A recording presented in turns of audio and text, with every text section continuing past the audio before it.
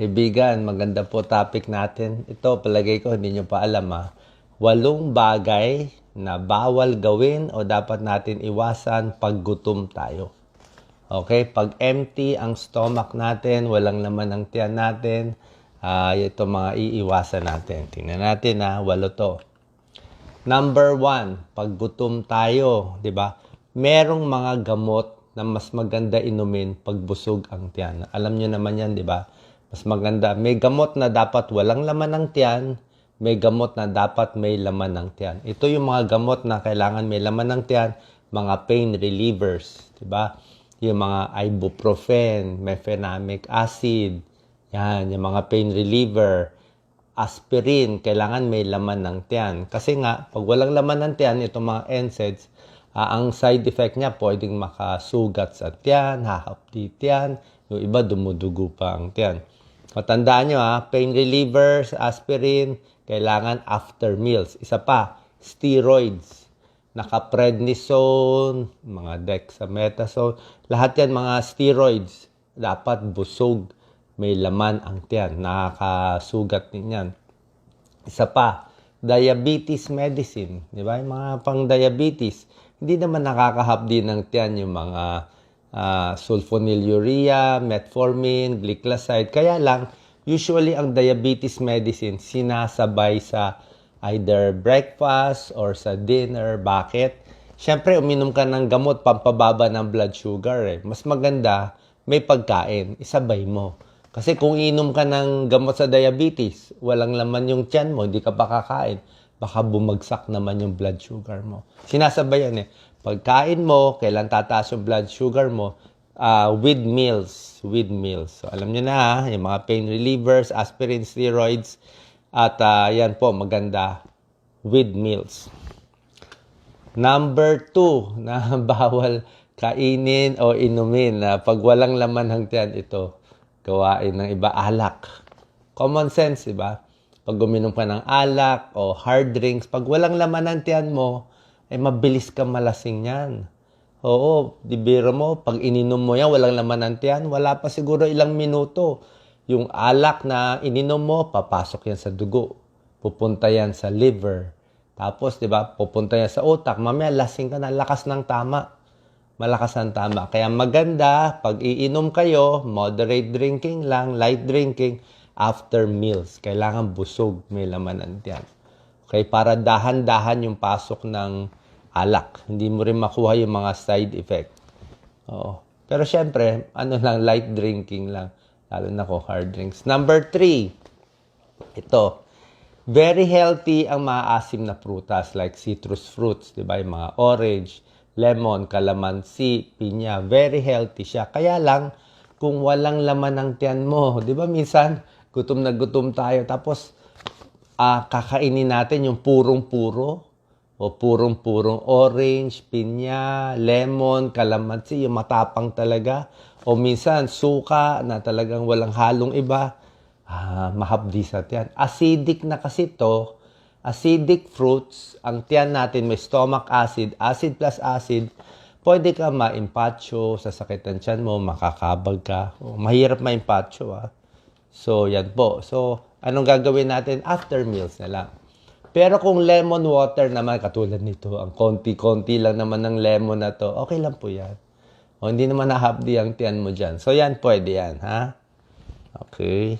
Next. Ito, number 4. Ito, mahilig kayo. Spicy foods. Diba? Walang laman ng tiyan. Kaya nyo ba kainin to? Mahapdi nga to yung mga sili na to. Malagay mo sa balat mo. Masakit yan Tumama sa mata mo. Hindi ka makakadilat niya. So, ako mahina ako sa spicy foods. Pero maraming Pilipino, yung mga anak ko, lakas sa spicy foods. Baliwala. Kami, nauubo na dyan. Diba? Sa lakas. Kaya pag gutom na gutom ka, siguro after meals na lang. Yung pag kumain ka na muna, bago na tong mga spicy foods. Para hindi maging acidic, hindi magka-indigestion. Pero ang payo ng mga gastroenterologists, alam mo ang payo nila? As tolerated. Ibig sabihin, depende sa tiyan mo. Kung ang tiyan mo parang bakal di ba? Kaya lahat. May taong ganyan. Kahit ano ilagay sa tiyan, kaya. Pero para sa akin, mas safe na itong mas mag-iingat tayo. Kasi minsan kala mo lang matibay tiyan mo, pero nau-ulcer na pala, nagagasgas na. Mamaya mabutas pa tiyan natin. So, konting ingat sa spicy pag walang laman ng tiyan. Number 5, di ba? Gutom na gutom, di ba? Huwag naman biglang lamon, biglang kain ng marami, di ba? Normal lang. Alam ko, gutom ka. Pag binigla mo yung sarili mo, in 5 minutes, kinain mo lahat, mahirap din ang pakiramdam niyan. Nako, hindi ka matutunawan, may impatyo ka niyan, tsaka yung blood sugar mo, biglang tataas, di ba? Kaya konting hinay-hinay, konting relax. Mas maganda yung pagkain, dahan-dahan. Lalo na pag gutom. Ito, anong mga gawain na dapat iwasan pag gutom? Huwag matutulog ng gutom. Okay? May ibang tao, parang gusto nila mag-diet kung kaya nila. Pero pag gutom, kayo, mag-comment kayo. Kaya nyo ba matulog ng gutom? Hindi ka makakatulog niyan. Magigising ka niyan. Isa pa, mababaw ang tulog mo. Mababaw. Tsaka pag gising mo, pang breakfast mo, babawi ka rin. Mananaginip ka pa siguro ng pagkain yan eh. So, mas maganda. Anong maganda? Hindi maganda matulog ng gutom. Hindi rin naman maganda magkumain ng marami. At di ba? Ayaw ko rin naman na busog ka, punong-puno ang tiyan mo, tapos matutulog agad. Masama rin yon. Alam nyo naman, may bangungot. Di ba? Sa daming ng kinain, may acute pancreatitis, sa dami ng kinain. Merong mga heart problem pag busog na busog. Di ba? So, ang pinakamaganda, kung kakain kayo, let's say, 7 ng gabi. Yan, 7 ng gabi ang kain mo. Tapos, pwede ka na humiga ng mga 10 o'clock. At least 3 hours after eating. Okay? So, yung tama-tama lang na wala na masyadong laman ng tiyan. Huwag naman kung gutom. Ito, baka hindi nyo to alam. Pag gutom, bawal din mag-shopping. O, bakit bawal mag-shopping? Bawal pumunta sa supermarket. Alam nyo ba, pag gutom na gutom tayo, yung utak natin, hindi gaano gumagana yan. May ginawang pag-aaral, 2 shoppers, nagsha-shopping. Yung isang grupo, busog, pina-shopping. Yung isang grupo, gutom, pina-shopping. Nakita nila yung cart. Yung taong gutom, yung grupo ng gutom, kung ano-ano binibili.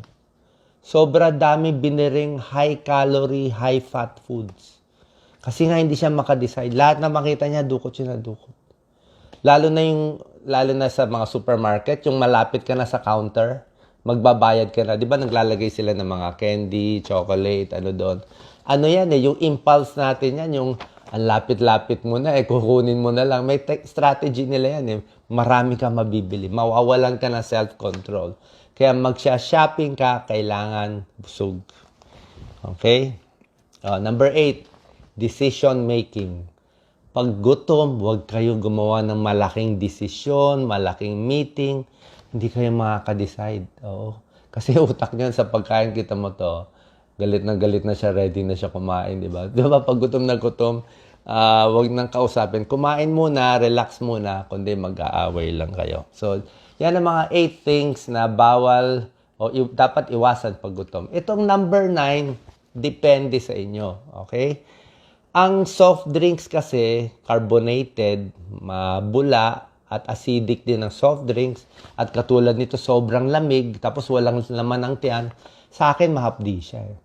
No, acidic. Pero sa inyo, depende.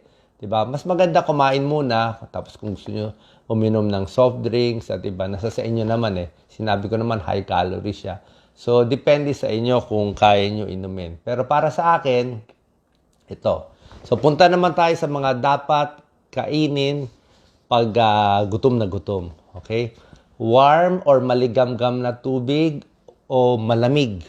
Para sa akin, mas gusto ko yung maligamgam lagi. Kahit sa anong restaurant, pumunta ako, maligamgam binibigay sa akin. Pag malamig, medyo maano sa tiyan yan eh, na parang nagugulat yung tiyan.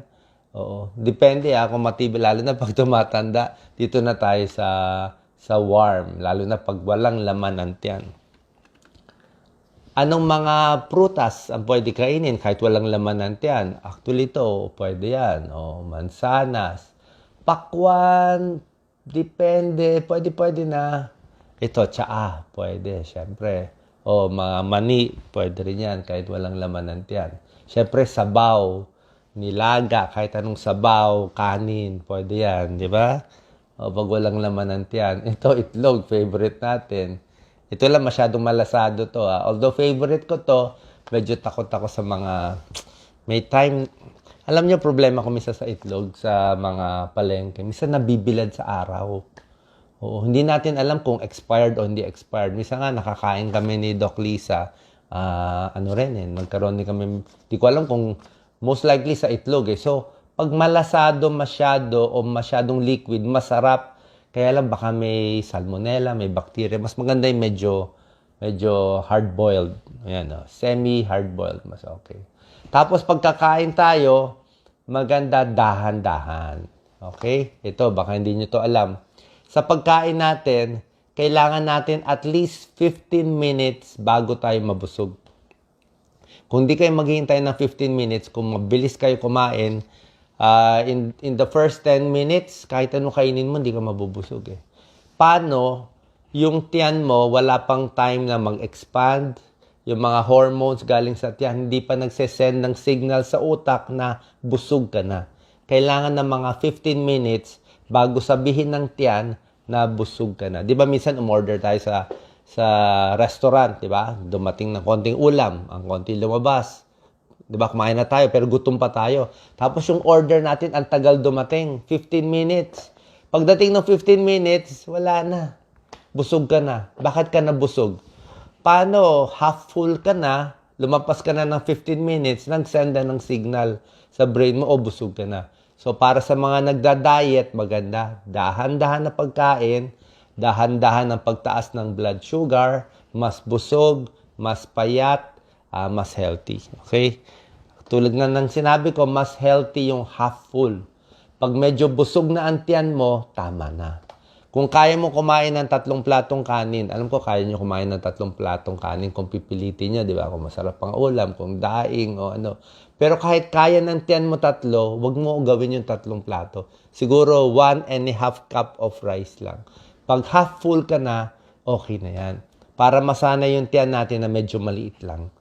Medyo maliit lang yung tiyan natin. Kasi pag 3 cups of rice ka, expand yung tiyan natin, makikita nyo, sasanayin mo yung tiyan mo, lagi ng 3 cups. Kasi palaki ng palaki ang tiyan mo eh. Kaya yung mga obese, matataba, ang laki ng stomach nila eh.